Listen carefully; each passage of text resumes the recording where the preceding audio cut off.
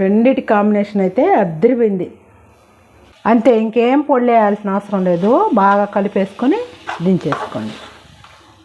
గోంగూర chicken కోసం కొంచెం oil వేసుకోవాలి, కొద్దిగా ఆవాలు వేసుకోవాలి, 2 ఎండుమిరపకాయలు వేసుకోవాలి, 2 పచ్చిమిరపకాయలు వేసుకోవాలి, మనకు కావాల్సినన్ని ఎర్రగడ్డలు వేసుకోవాలి.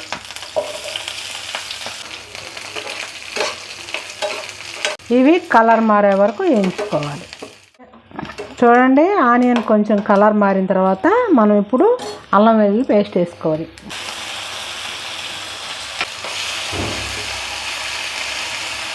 కొన్ని టమాటాలు వేసుకోవాలి.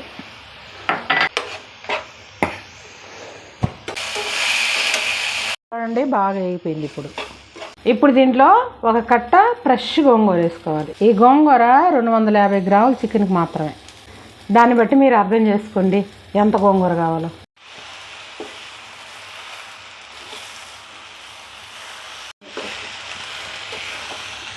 ఫస్ట్ చికెన్ వేసేదానికంటే ఇలా గోంగూర వేసుకొని మగ్గించుకుంటే చికెన్కి మంచి ఫ్లేవర్ వస్తుంది.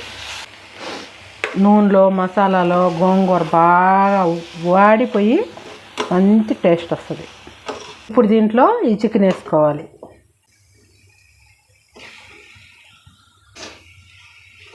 మేము 250 గ్రాముల చికెన్ వేసాం. ఇట్టా చికెన్ గోంగూర మొత్తం కలిసేటట్టు కలుపుకోండి. ఇంతవరకు దీంట్లో మనం ఉప్పు కానీ కారం కానీ ఏమీ లేదు. ఇప్పుడు వేసుకున్నాం. కొంచెం ఉప్పు వేసుకోవాలి, కొంచెం పసుపు వేసుకోవాలి, కొంచెం కారం వేసుకోవాలి.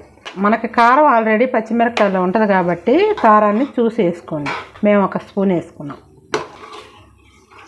స్మెల్ ఫ్లేవర్ వస్తుంది. చూడండి, బాగా ఉడికిపోయింది.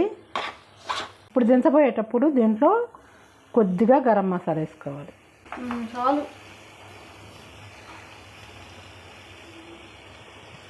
కొద్దిగా ధనియాల పొడి వేసుకోవాలి. అంతే, ఇంకేం పొడి వేయాల్సిన అవసరం లేదు. బాగా కలిపేసుకొని దించేసుకోండి. లాస్ట్లో కొద్దిగా కొత్తిమీర వేసుకోవాలి, బాగుంటుంది. మీకు కావాలంటే ఇంకొంచెం గ్రేవీ కూడా వండించుకోవచ్చు. మేమిద్దరమే కాబట్టి ఇంత మాత్రం వండించుకున్నాం. బాగానే ఉందిలే చిట్టి గ్రేవీ కూడా. దీంట్లో కాంబినేషను బగారన్నం అయితే బాగుంటుంది. అది కూడా ఒక పక్కన అవుతా ఉంది. గోంగూర చికెన్ ఎలా ఉందో టేస్ట్ చేద్దాం.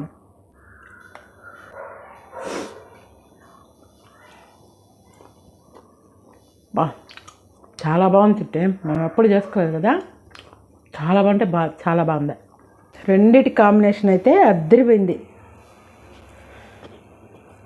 అంటే చికెన్ తీసుకొని